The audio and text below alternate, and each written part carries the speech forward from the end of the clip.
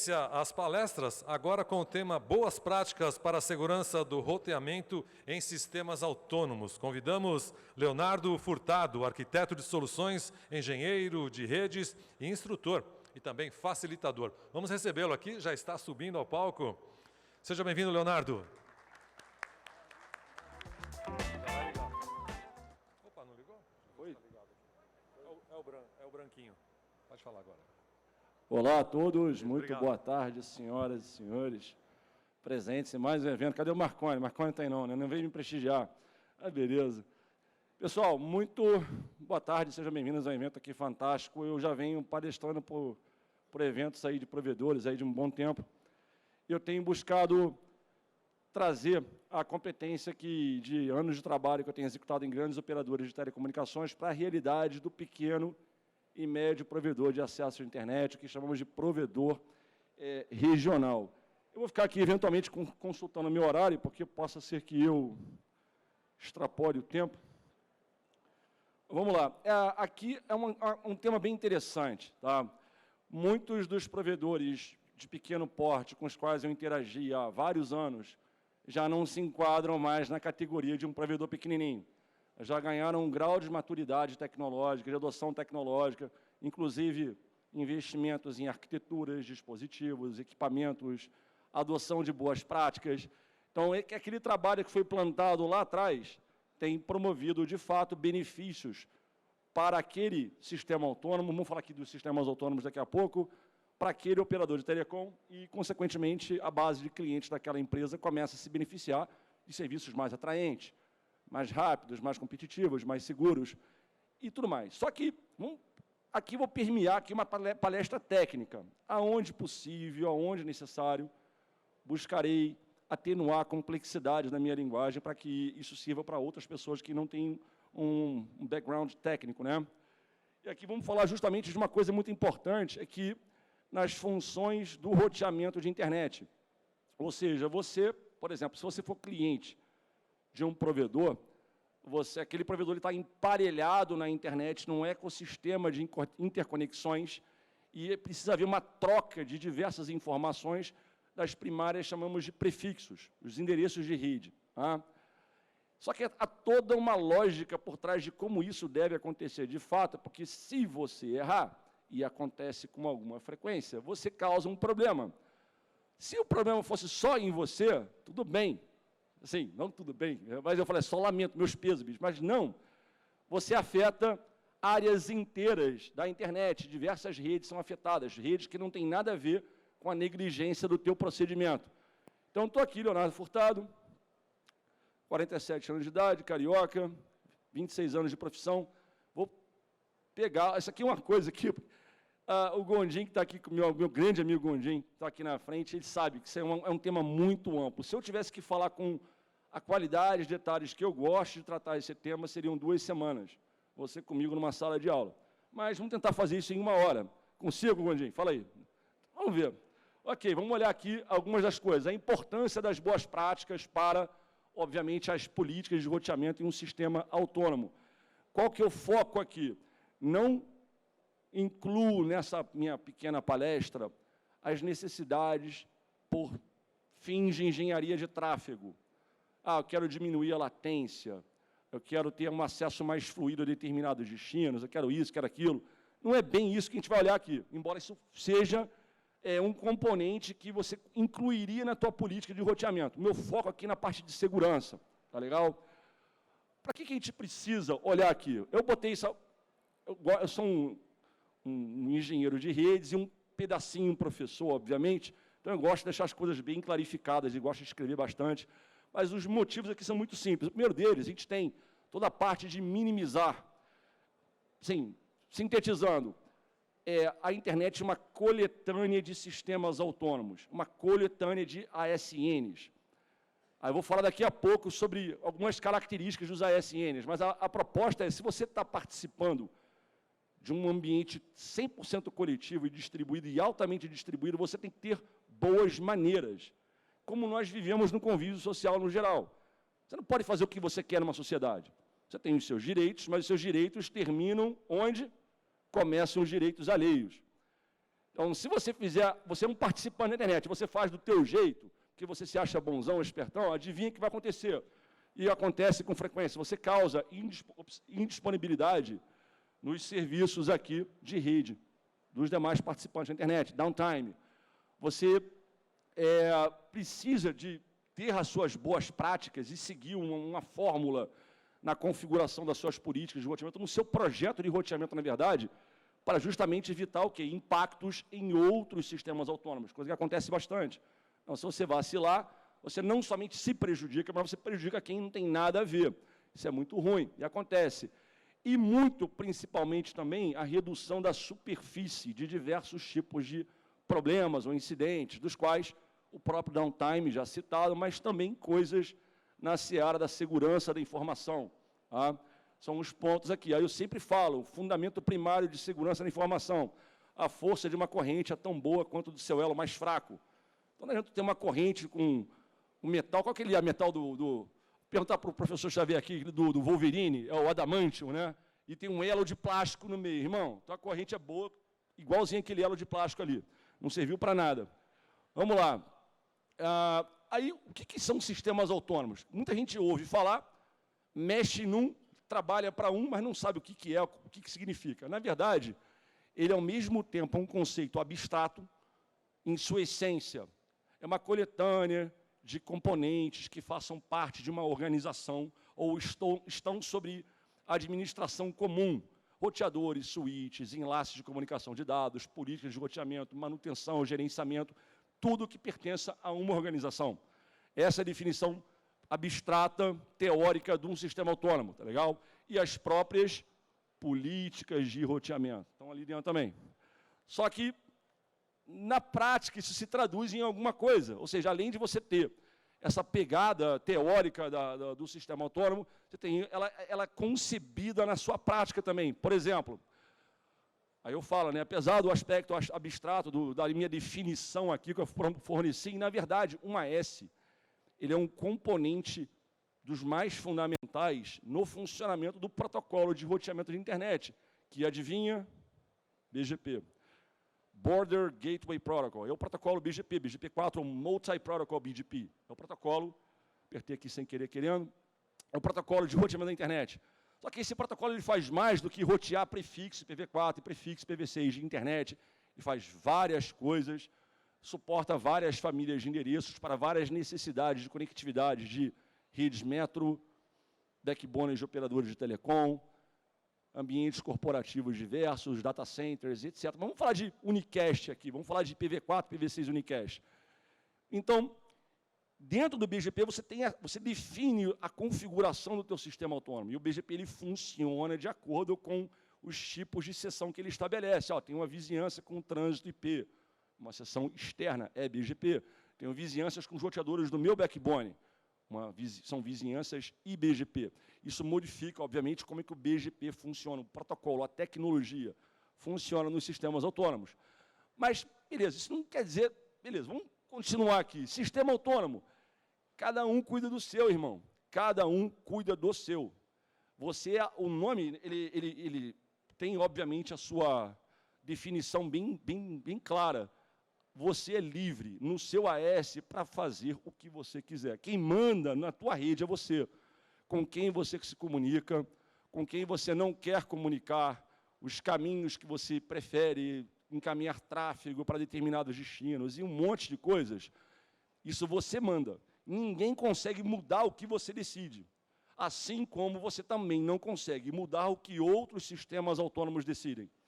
Cada sistema autônomo, o nome diz tudo, é autônomo, ele tem autonomia. A autonomia para fazer o que ele bem quiser, bem entender. Só que aí que entra as tretas. Eu adoro treta. O teu direito, irmão, termina onde começa o direito de terceiros. Ou seja, aquilo que você decidiu achar razoável para o teu sistema autônomo não pode impactar a disponibilidade de outras coisas, de outros sistemas autônomos. Aí que entramos na definição de melhores práticas, coisas que você deve fazer para não prejudicar a internet. Primeiramente, óbvio, o seu cone de cliente, que te pagam, né? Você está ganhando uma grana aí, e outras empresas que não têm nada a ver com a burrice que você fez na tua configuração. Desculpe a expressão na palavra, mas é para ficar claro, né? Vamos tirar o filtro aqui um pouquinho também.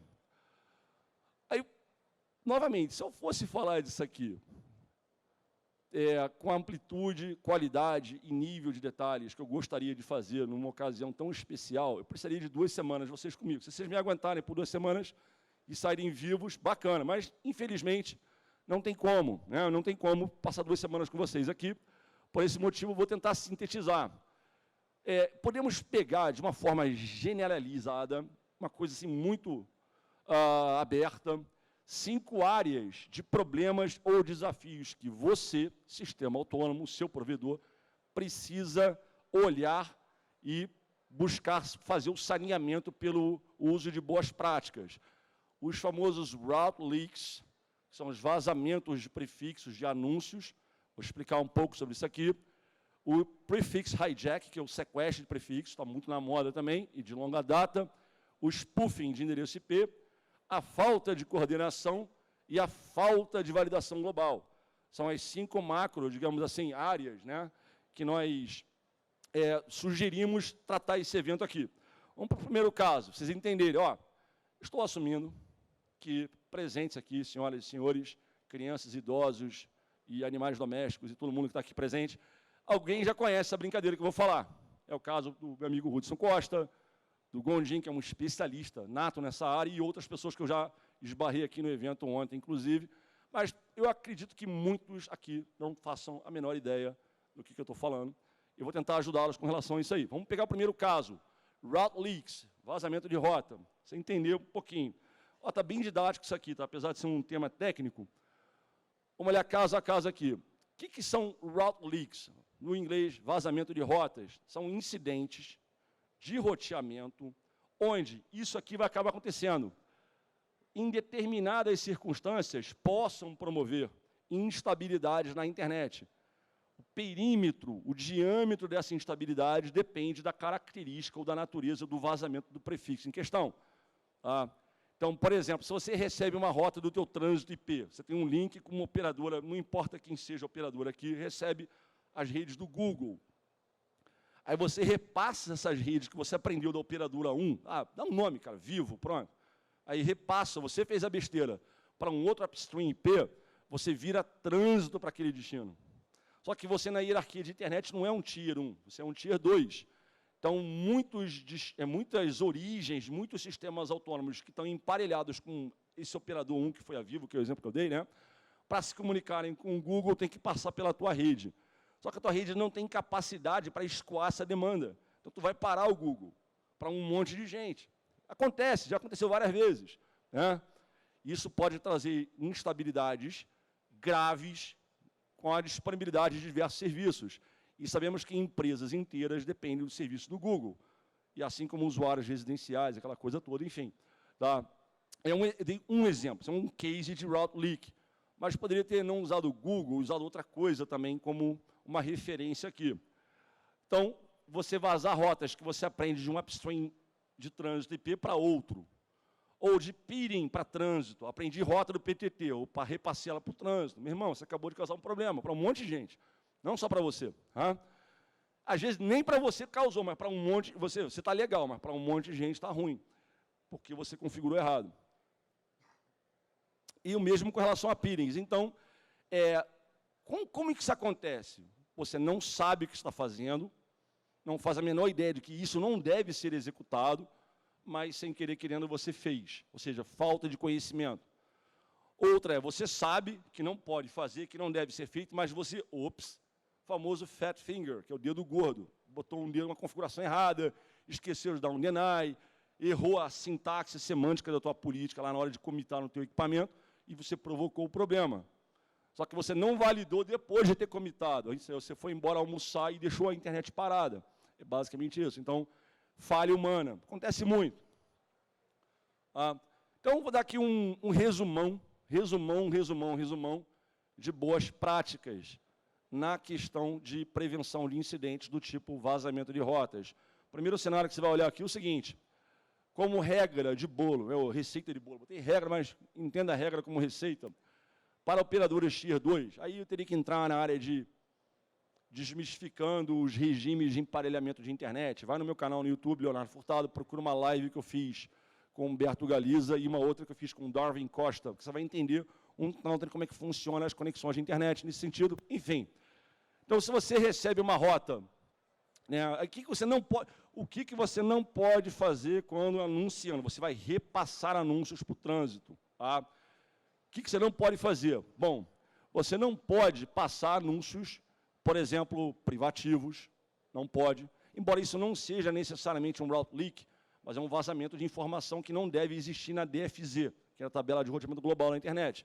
Então, prefixos privativos, não atribuídos, Martians, bogons, não alocados também. O IANA, que controla todas as numerações da internet, de heterotypes, de protocol IDs, de número de sistema autônomo, de endereço IP, etc. Eles têm lá uma lista de vários tipos de endereços IPs.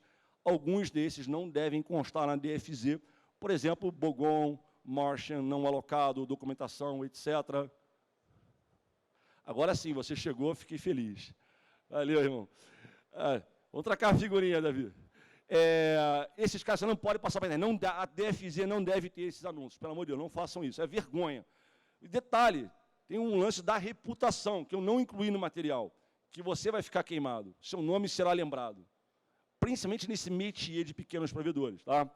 O cara do ASX fez a... Eu ia falar até um palavrão agora, mas enfim.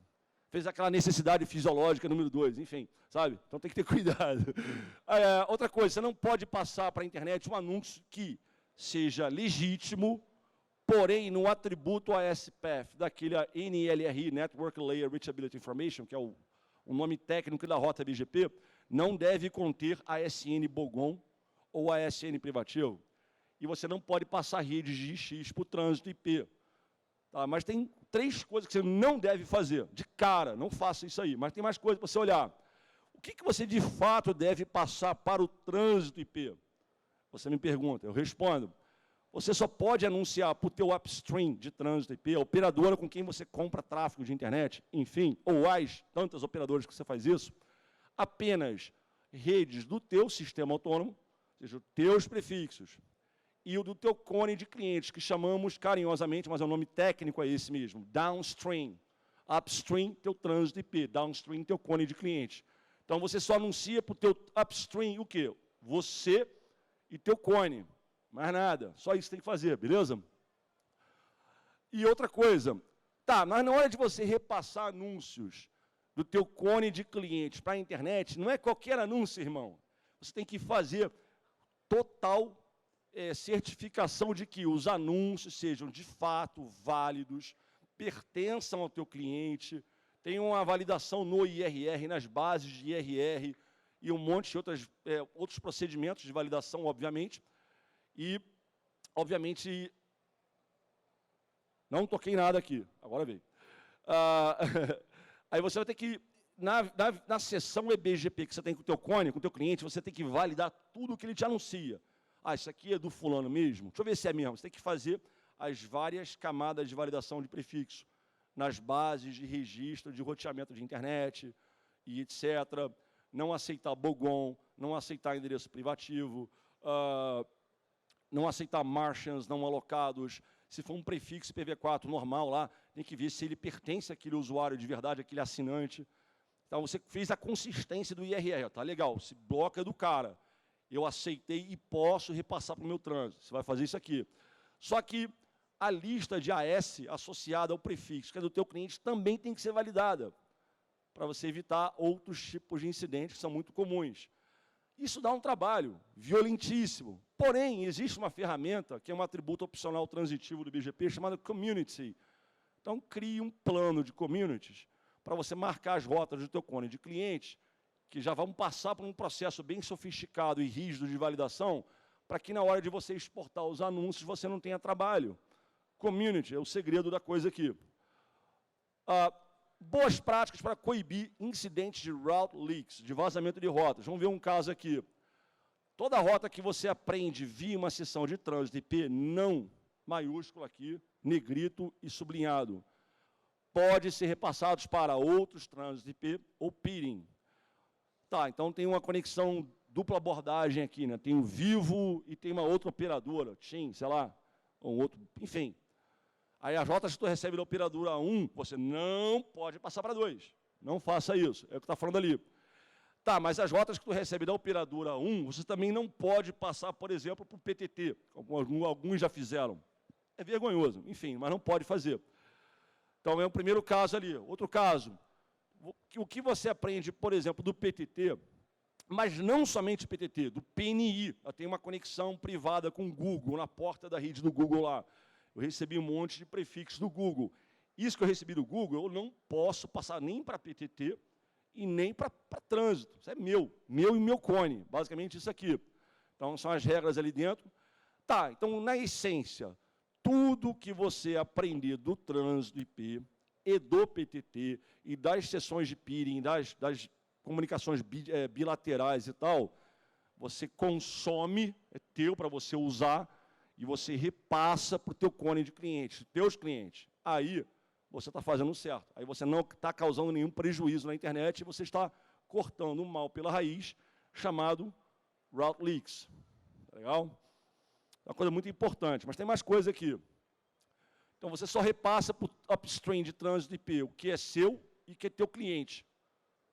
Para o peering, somente porque é seu e que é teu cliente. Em algumas situações, talvez você não queira repassar um cliente específico para um determinado PIX, se ele for participante daquele PIX, e coisas desse tipo, enfim. Mas aí já entram em projetos mais sofisticados de engenharia de tráfego e de rede, mas desde que você respeite as recomendações de segurança, isso não seria um problema.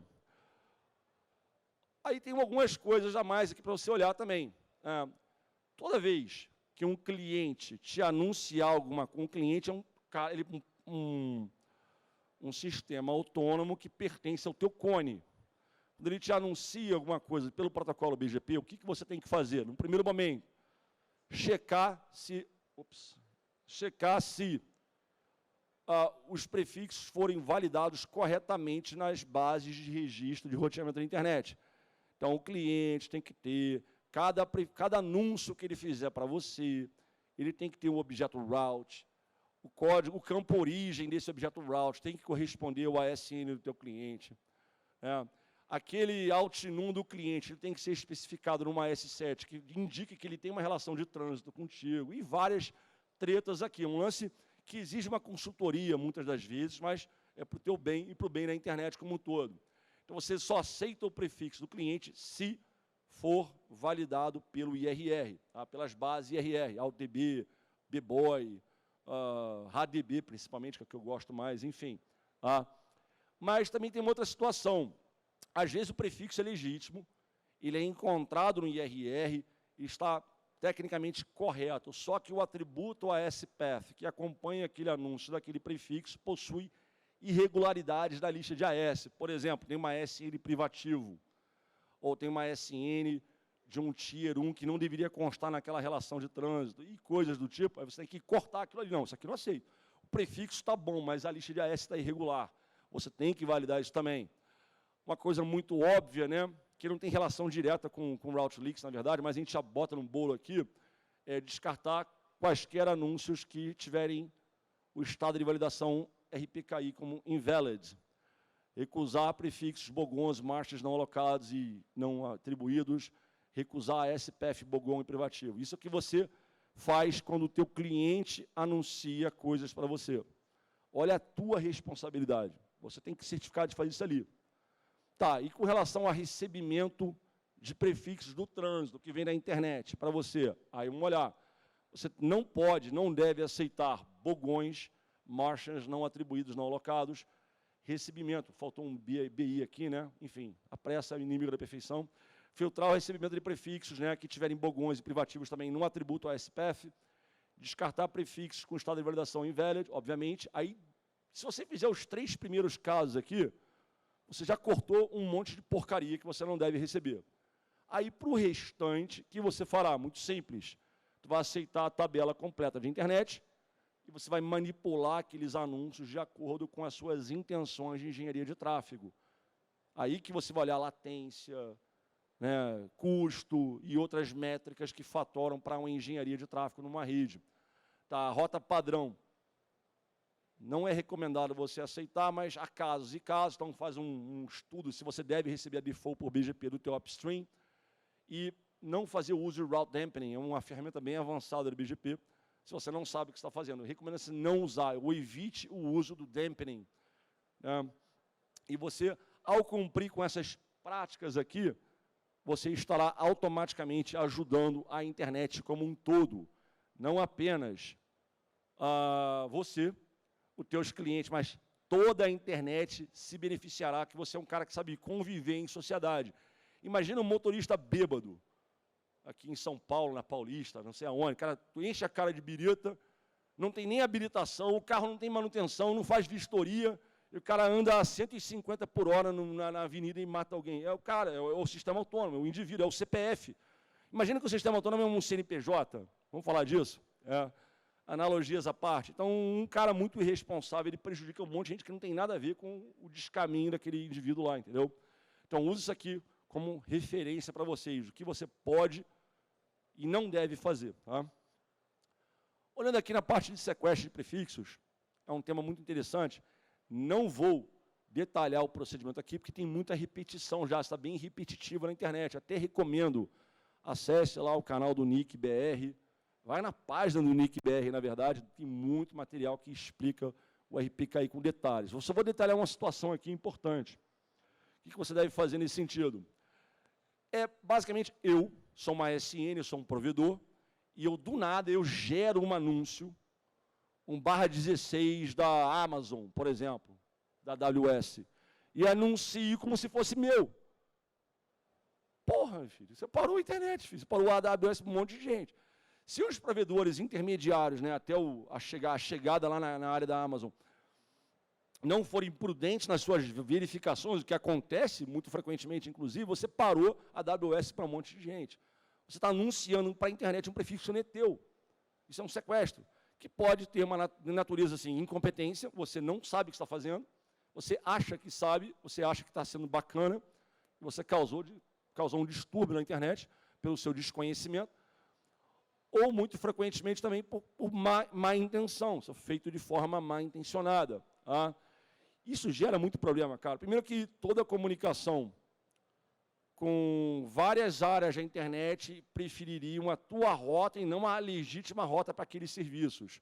Você hospeda esses serviços? Não, então você parou esses serviços. Só que pode haver também congestionamento nos backbones da internet, porque muita gente que quer se comunicar com aquela rede via você, né? Você não tem infraestrutura e capacidade para dar conta dessas requisições, então vai parar a bagunça toda, vai gerar gargalo na internet, porque você está gerando um route leak. Isso geralmente tem efeito continental. Vai no Crator, lá no site do Crator e outras bases, você vai ver os relatórios de incidentes associados ao sequestro de prefixos. Vocês vão ver que, quando ocorre, é massivo, gera muito aborrecimento. Aí, geralmente, descobre-se quem foi que fez, quando, como, ainda dá um nome do cara, ou pelo menos o nome da empresa. Aí tu vai ficar lá com tua foto na internet pro resto da vida, porque você fez besteira e prejudicou um monte de gente. Então, o que a gente procura fazer para matar esse problema? Cara, eu não vou entrar no...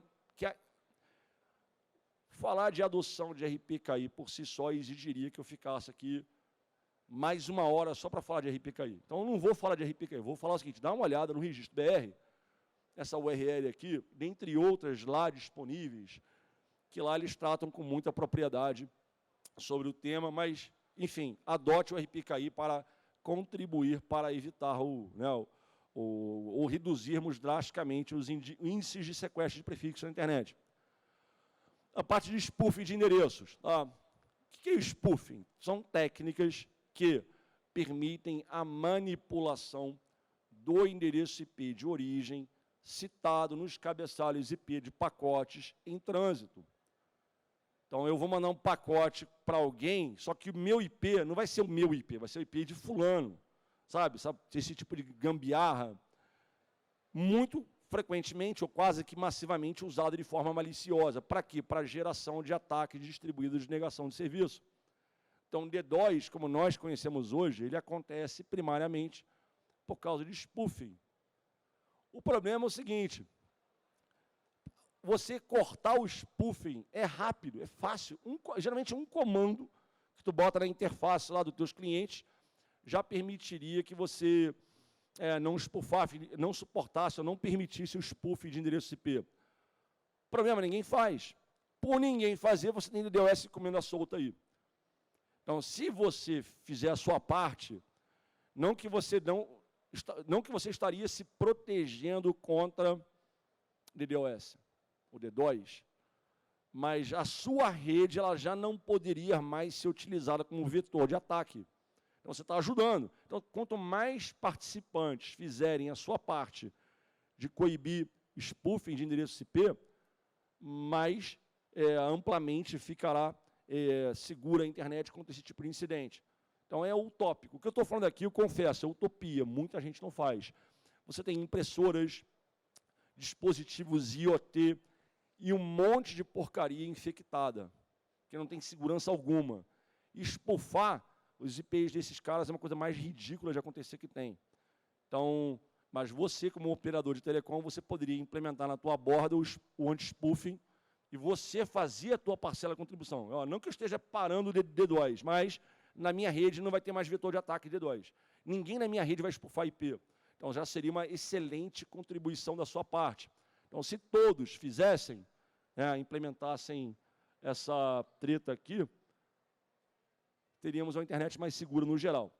Aí a ideia, assim, cara, como é que a gente faz isso? Dá uma checada na documentação do teu fabricante pela funcionalidade Unicast Reverse Path Forwarding, o RPF. Tem algumas modalidades. Tem a Strict, Loose, Feasible. Loose não usem, não serve para porcaria alguma. O modo Strict é recomendado para clientes single home, o cara tem uma única conexão contigo. E tem o Feasible para clientes dual home. E tem mais de 2 conexões contigo. Aí você, cara, um comando, geralmente um único comando. No máximo 2 linhas de comando que você bota lá, bum. Se o teu equipamento suportar o RPF. Se não suportar, aí pode fazer com uma ACL, por exemplo. Dá mais trabalho, mas daria para fazer com uma lista de controle de acesso, uma ACL, tá? Que é o caso alternativo ali dentro. Aí você vai fazer o quê? Vai vincular isso, não nas tuas interfaces de backbone, que você não é maluco, nas tuas interfaces de clientes, customer facing, lá que tu bota, a interface que tem o IP de gateway do teu cliente, né, é ali que você implementa a bodega. Pode ser uma interface física, uma interface lógica, uma virtual template, uma BVI, BDI, IRB, depende do fabricante aí, tá? Isso aqui é o necessário para você matar o spoofing do teu AS, o que vai ser bom para você, para a internet como um todo, obviamente, e até mesmo eliminando outros tipos de problemas associados à atividade de spoofing de endereços. Então, é uma prática de segurança boa. Vamos lá. Já na área de coordenação e validação global. Aí, cara, a internet, entendemos o seguinte, é uma sociedade digital enorme, massiva, muito distribuída, repleta de sistemas autônomos, onde o nome autônomo já diz tudo, cada um faz o que bem entender, mas as regras de convívio com a sociedade devem existir na internet. Então, você não pode fazer o que você acha que pode fazer, porque o seu direito termina onde começa o direito de outros. Então, tem que saber se comportar, né? Como nós devemos fazer numa sociedade livre, justa e igualitária. Então, pensando nisso, há uma iniciativa onde nós discutimos questões de coordenação entre os sistemas autônomos e atividades de validação global. Vamos ver esses casos aqui. De acordo com o nosso chamado Mutually Agreed Norms for Routing Security, chamado de MANNERS, que é basicamente um compiladaço, um compilado muito bem compilado, de boas práticas diversas. Há várias BCPs, várias BCOPs, vários RFCs e várias ideias produzidas por verdadeiros especialistas na internet, que os princípios sempre existiram, mas nunca tinha tido até então um ponto focal para que essas práticas convergissem. E esse ponto focal existe, não é de hoje, até uns anos, chama-se MANNERS. Aí tem um guia de implementação do MANNERS para sistemas, operadores de rede, vocês, provedores. Tá? Aí, na área de coordenação, falamos o seguinte, que os operadores de redes, quem são operadores de redes? ISPs, ou qualquer empresa que detenha um número de sistema autônomo na internet. Enfim, precisam manter informações atualizadas acessíveis publicamente na internet, ou seja, registros corretos nas bases de registro de roteamento da internet, o IRR.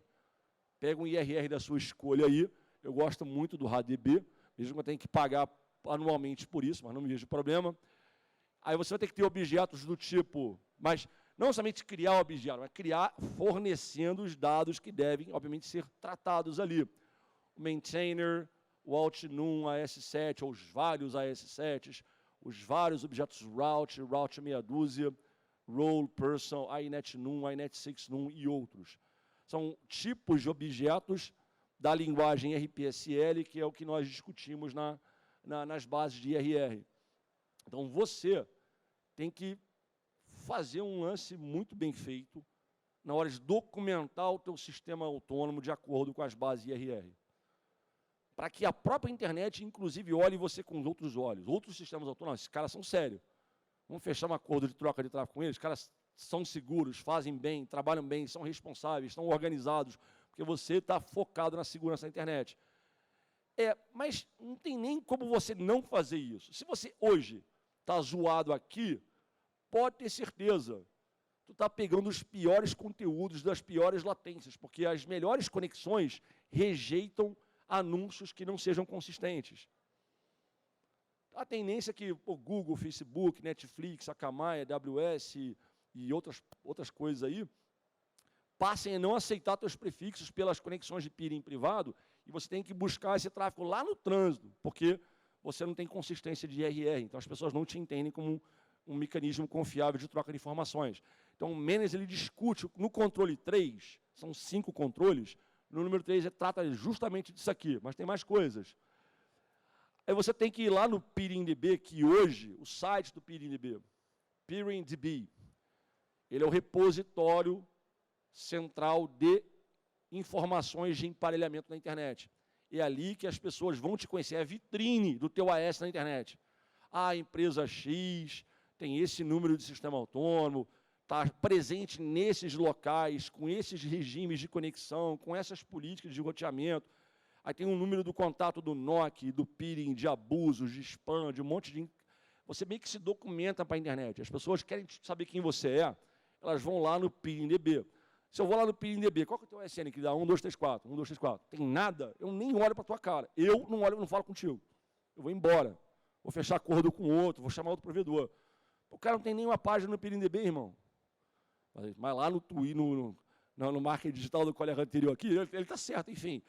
Tem hashtag pra cacete, que é bom e arrebenta, mas tu não vai no PeeringDB, não tem nada. Ou seja, tu tem um marketing bom, agora a rede tu não tem nenhuma. Assim, desculpa a ofensa aqui, se alguém ficou ofendido, mas não adianta ter marketing e não ter rede, irmão.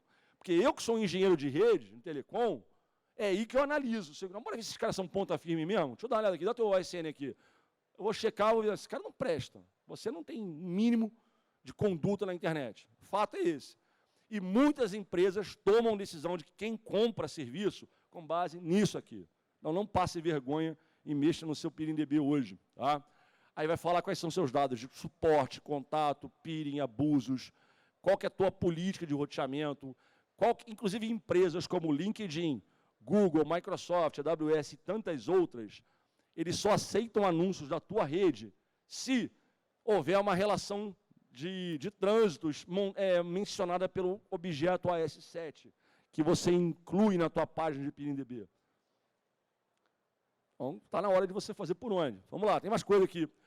Aí, já com a parte de validação global, o primeiro caso foi coordination, agora global validation, né, a validação global. Domainers, aqui que eles pedem que você faça, controle número 5. Você precisa manter informações atualizadas na internet, que aí, cara, no seu objeto OutNum, isso aqui lá na base IRR, tem o OutNum, que é o teu número de sistema autônomo, que é um dos principais objetos ali, obviamente. Você vai ter que ter um mínimo de especificação de política de roteamento. Chamamos de RPSL, que é o Routing Policy Specification Language. Você tem que documentar qual que é a tua relação de trânsito, quais são os AS7 de clientes, do teu cone de cliente, como é que você repassa isso e para quais sistemas autônomos de trânsito, com quem você faz peering. Então aquilo que você faz lá no PeeringDB, ele tem que existir também no teu Alt-Num, como um objeto, né, no teu Alt-Num, como regras de import e export de prefixos. Então, o Manners no controle 5 líder isso aqui. Mas tem mais coisa. Tem uma surpresa do meu amigo aqui, inclusive. Aí você tem que também fazer a validação na parte de RPKI. Aí vamos entrar no RPKI de novo. Aí tem que ter lá o teu ROA, os teus objetos route e route 6. Tem que estar certinhos lá no IRR. E, em adição, você fazer a implementação do RPKI.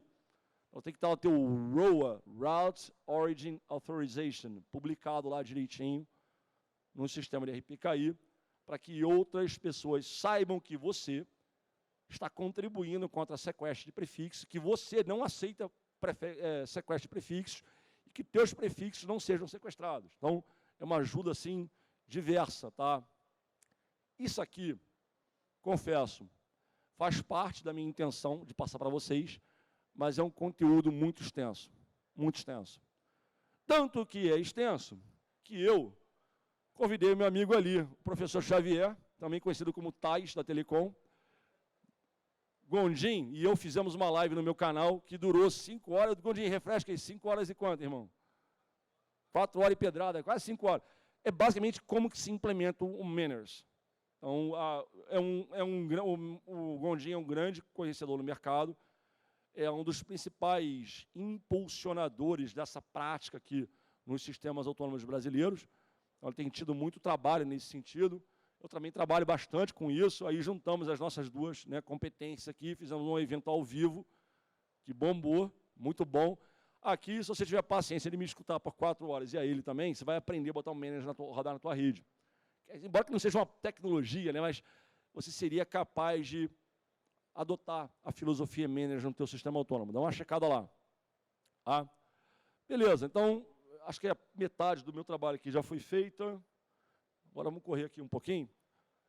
A importância de boas práticas para as políticas, Vamos olhar aqui o seguinte.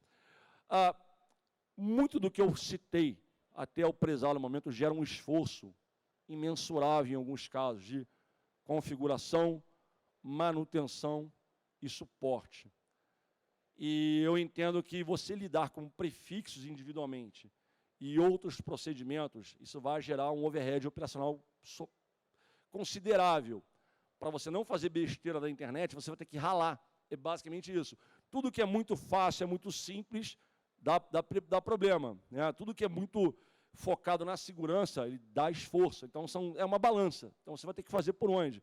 A minha sugestão é que você comece a criar um plano de política, de plano de community, que você documente como você quer ou precisa marcar os anúncios, na medida em que você recebe, por exemplo, anúncio de cliente, anúncio de PNI, anúncio de PTT, anúncio do trânsito, trânsito 1, trânsito 2. Começa a criar as suas communities, porque na medida em que você vai recebendo os anúncios, você vai marcando. Porque fica muito mais fácil você fazer ações de engenharia de tráfego e de segurança, no caso, o que você aceita, o que você não aceita, com base nas communities. Fica molinho de você trabalhar. Então, para eu receber as rotas que eu receber dessa vizinhança aqui, eu vou marcar com uma community lá. O community tem um valor que é o teu ASN, e o restante é um significado que você dá. Então, você tem que saber como é que você constrói o teu plano de community, obviamente.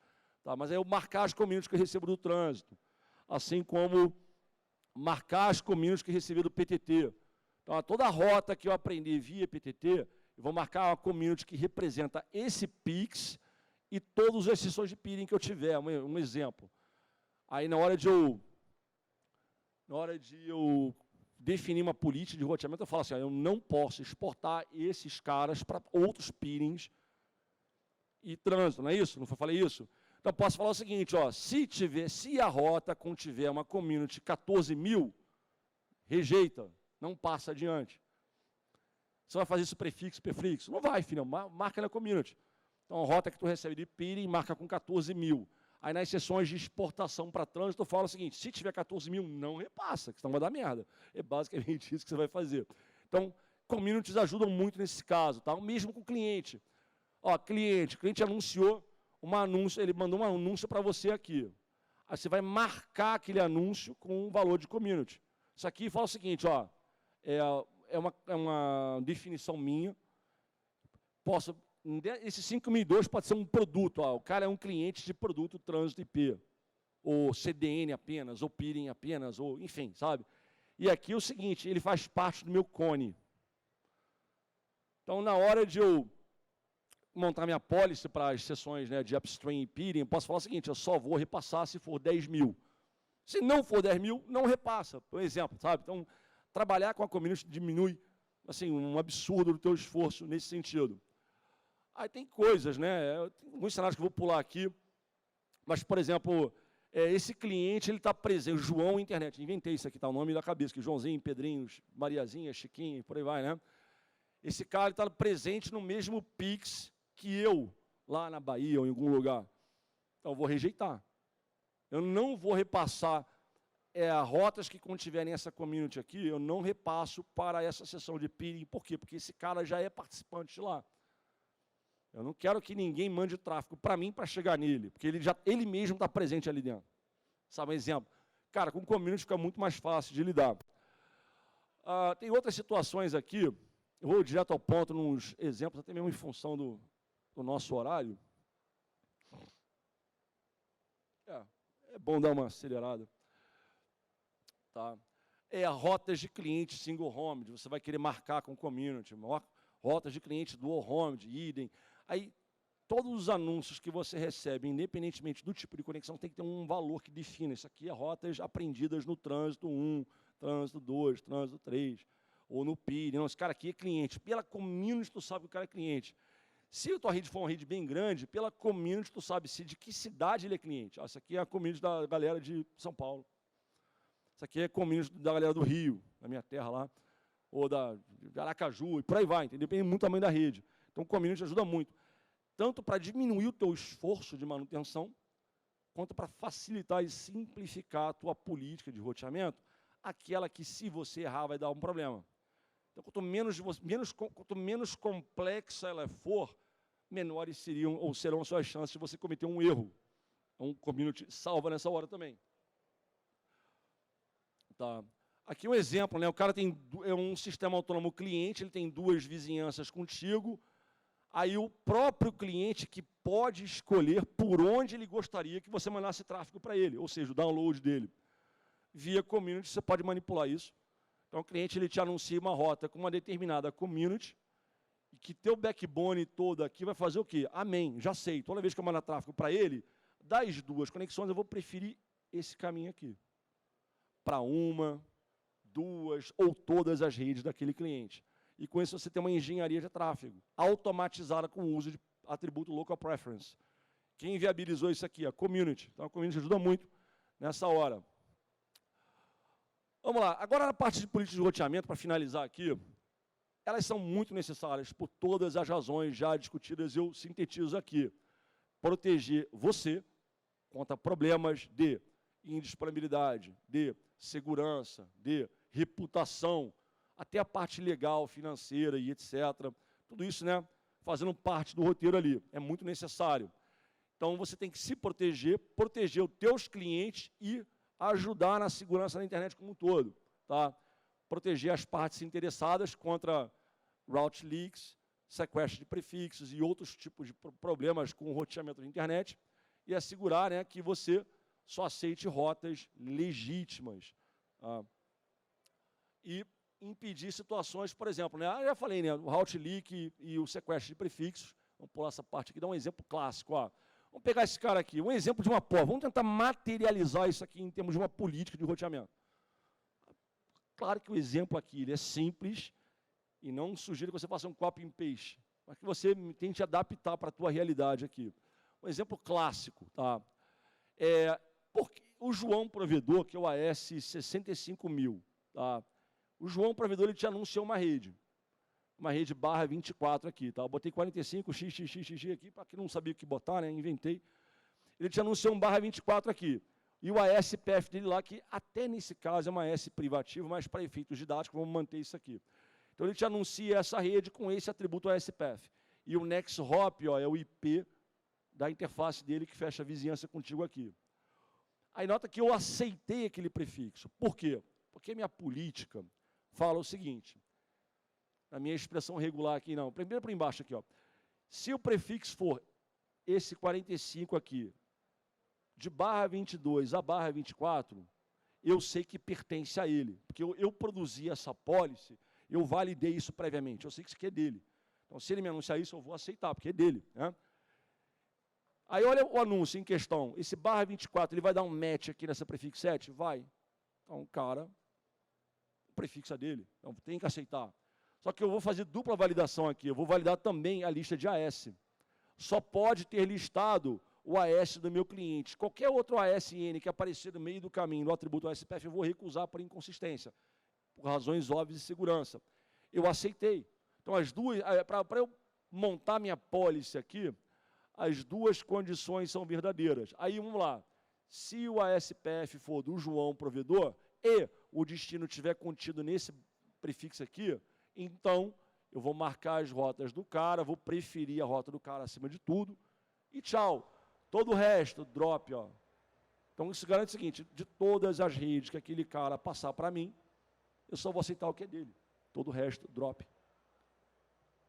Aí vai para aquela coisa que eu falei lá atrás, eu só tenho que aceitar redes do meu cone que façam parte do meu cone. Simples assim. Agora, vamos ver as situações incorretas aqui. Cenário 2. Esse cara aqui, o mesmo cara, ele anuncia uma rede 200, 200, 200, alguma coisa, barra 24, com esse ASPF aqui. Se você olhar, analisando pelo atributo ASPF, na expressão regular, dá um match certinho, ó, 65 mil. Então, naquele NLRI, o atributo ASPF está correto. No entanto, o NLRI está errado, porque a rede do cara que ele anunciou é 200, alguma coisa. E essa rede não pertence a ele. Por que eu sei que não pertence? Porque eu previamente criei uma pólice que mandou aceitar somente isso aqui, ó. Isso aqui é o barra 22 daquele assinante. O cara mandou 200 alguma coisa. Não é dele isso aí. Então, eu vou lá e rejeito. Entendeu? Então, eu previamente, eu automatizei, na verdade. Isso aqui dá para automatizar, tem ferramenta para isso. BGPQ3, BGPQ4, e etc. A gente consegue automatizar quais são os prefixos daquele ASN que estão legítimos de acordo com as bases IRR. Ele vai gerar uma lista para você. Ctrl+C, Ctrl+V. Então, essa minha prefix 7 aqui, eu não montei ela na mão. O meu sistema de automação de provisionamento que fez. Sou bobo não, né? Vamos fazer botar para correr aqui. Por que eu não vou aceitar o anúncio? Porque esse anúncio não dá match aqui, ó. No final de uma prefix 7 tem um deny implícito, né? Rejeita todo o resto. E eu reforço aqui, ó.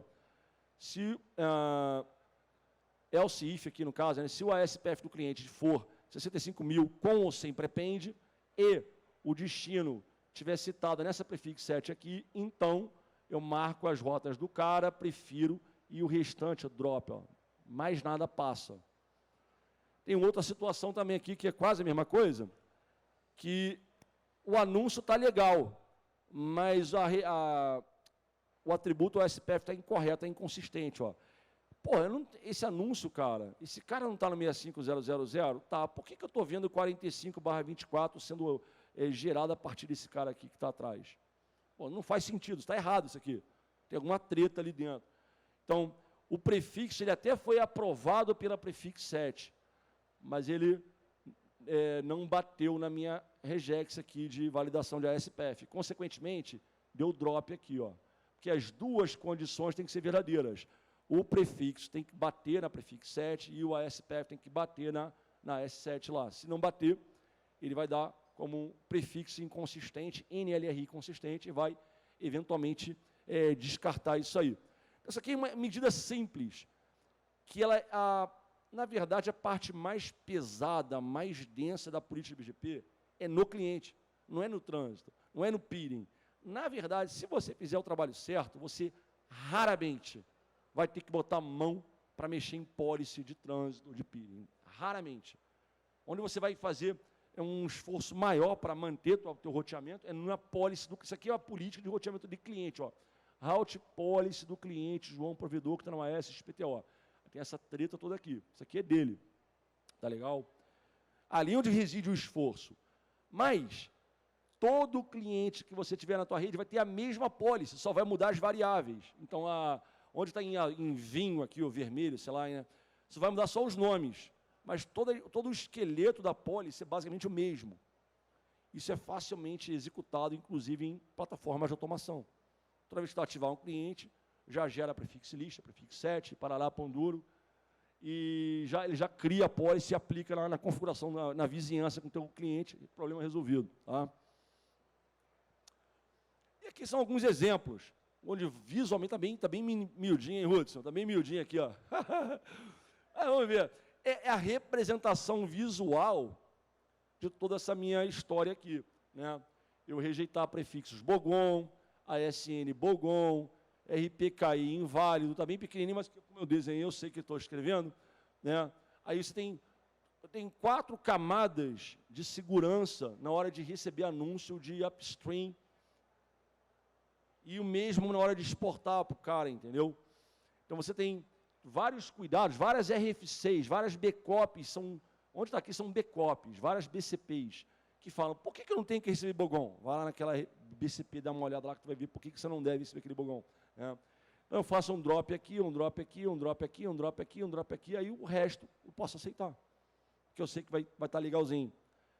Isso aqui faz parte de uma policy de rotas que eu importo vindo no meu trânsito IP. Aí daqui eu manipulo com os atributos que eu quiser manipular, locopref, ASPF, né, enfim. Aí você manipula os anúncios de acordo com seus intermédios, é muito usado. Né?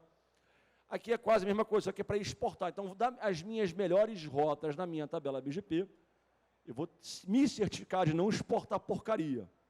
Né? Não posso exportar bogon, marchas não alocados, não atribuídos e um monte de porcaria. Então, eu vou dar drop aqui, obviamente. Inclusive, RPKI inválido, pelo amor de Deus, não vou fazer isso. O resto eu vou exportar, o que é meu, o que é do meu cone, né, e etc. Vou fazer as manipulações que eu tiver que fazer na hora de gerar um anúncio e passo o anúncio para o meu upstream. Idem com relação à parte de peering. Aliás, aqui já é de cliente. Aqui é de cliente, ó. Então, aqui que eu faço, aquela minha policy que eu mostrei há pouco, ela é visualmente ilustrada ou representada por esse gráfico aqui. Não aceita bogon, RPKI inválido, não faz isso, não faz isso, não faz aquilo. O resto passa. Aí nessa que passar, eu vou instalar na minha Lock-RIB do BGP, vou fazer a inclusão das communities, vou manipular os atributos que eu tiver que manipular e vou instalar na minha tabela de roteamento e vou repassar aquilo para os meus vizinhos, porque eu sei que está tranquilo, não tem problema. Isso para importar, isso para exportar, e basicamente a mesma coisa para peering de importação e peering de exportação. Ou seja, é um tema longo, mas necessário. Eu procurei aqui, na verdade, fazer um compilado, né, botar um compilado bem interessante, para que vocês conseguissem compreender isso de uma forma um pouco mais simplificada. Para finalizar, já finalizei, na verdade, dá uma checada lá no meu canal, no YouTube. Não sou youtuber, tá? Sou engenheiro de rede, mas eu gosto de falar de coisas. Então, tenho tido palestras, eventos aí com grandes especialistas, no meu caso, meu amigo Marcelo Gondim. Dá uma checada lá pela parte do Manners, que acho que vocês vão aprender muito e dar uma parcela de contribuição para a segurança da internet como um todo. Mas tem outros conteúdos lá para vocês. Tem uma comunidade também no Discord, plataforma no Discord, com 4.400 membros. A comunidade tem 6 meses, já tem 4.400 membros na comunidade. Essa semana eu estou rodando também semana não, né? Esse ano, estamos rodando um treinamento gratuito para um monte de gente. Entra na comunidade, se informa na minha formação CCNA, que eu tenho certeza que vocês vão gostar do que a gente está fazendo por lá. No mais, vou estar circulando aqui pelo evento, vai ter um encerramento hoje, tomar uma cervejinha daqui a pouco com a galera. Quem quiser bater um papo comigo, pode me procurar no evento. E eu desejo a todos boa sorte, bons projetos, bons estudos, bons empreendimentos. E nos falamos nos próximos eventos aí. Um grande abraço a todos. Valeu.